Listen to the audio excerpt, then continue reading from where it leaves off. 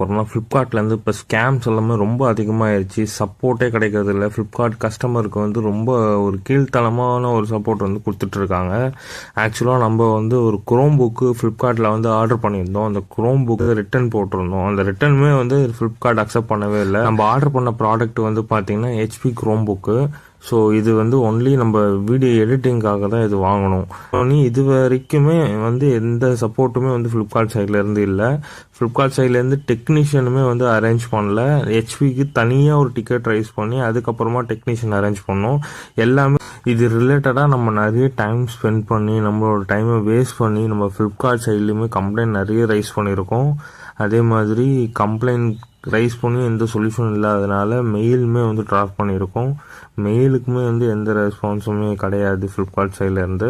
So இத்தனை முயற்சி எடுத்ததுக்கு அப்புறமா இந்த கான்வர்சேஷனை கொஞ்சம் நீங்கள் கேளுங்க. நான் கால் பண்ணி கஸ்டமர் கேர் கிட்ட பேசுகிறேன். கஸ்டமர் கேர் எந்த அளவுக்கு ரெஸ்பான்ஸ் தராங்கன்னு சொல்லிட்டு கொஞ்சம் பாருங்கள் இந்த கான்வர்சேஷனை. என்னிலேருந்து கம்ப்ளைண்ட் போயிட்டுருக்கு கொஞ்சம் சொல்லுங்களேன். என்னைக்கு நான் கம்ப்ளைண்ட் ரைஸ் பண்ணேன் அது கொஞ்சம் சொல்லுங்கள். இல்லை சார், எனக்கு அண்டர்ஸ்டாண்ட் பண்ணிக்க முடியுது. நீங்கள் அண்டர்ஸ்டாண்ட் பண்ணிக்கிறதுல ஒன்றும் பிரச்சனை இல்லை மேம். ஆல்மோஸ்ட் 1.5 ஹையர் டீமுக்கு நான் இப்போ ஃபர்தராக ப்ராசஸ் பண்ணிக்கிறேன். 1 minute சார். புரியல. ஹையர் டீமுக்கு இப்போ கனெக்ட் பண்ணுறேன். 1 minute வெயிட் பண்ணுங்க சார். இப்போதான் சொன்னீங்க ஐஆர் டீம் அவைலபிளாக இல்லை அப்படின்ட்டு. திரும்பி ஐஆர் டீம் கனெக்ட் பண்ணுறேன். இப்போ அவைலபிளாக இருக்காங்க சார். நான் இப்போ கனெக்ட் பண்ணி கொடுக்குறேன். சரிங்க. கான்வர்சேஷனை கேட்டிருப்பீங்க. எந்த அளவுக்கு ஃப்ராடுக்கு அவங்க ட்ரை பண்ணுறாங்கன்றது உங்களுக்கு இப்போயே புரிஞ்சிருக்கும்.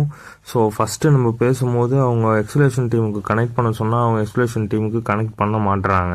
நான் ரெக்கார்டிங் போட்டதுக்கு அப்புறமா வந்து அவங்க சொல்கிறாங்க இங்கே 5 நிமிஷம் வெயிட் பண்ணுங்கள் கனெக்ட் பண்ணுறோம் அப்படின்ட்டு சொல்கிறாங்க.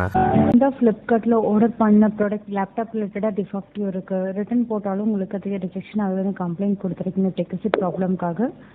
இப்படி சிரமத்திற்காக மன்னிக்கணும் சார். ஒரு பண்ணிக்க வேண்டாங்க. டீட்டெயில் செக் பண்ணி உங்களுக்கு ஹெல்ப் பண்ணி கொடுக்குறேன் sir. Okay okay sir. Brand தரப்புல இதுக்காக டிஓஏ தான் உங்களுக்கு ப்ரொவைட் பண்ணியிருக்காங்க இல்லைங்களா? கரெக்ட். ஆயிடுச்சு. ஸோ அவங்க அப்டேட் பண்ணிட்டாங்க. எக்ஸ்பிளேஷன் டீம் வந்து அப்டேட் பண்ணிவிட்டு அந்த அப்டேட்டுமே வந்து நம்மளுக்கு வித்தின் 1 hourல வந்து ரிஃப்ளெக்ட் ஆகும்னு சொன்னாங்க.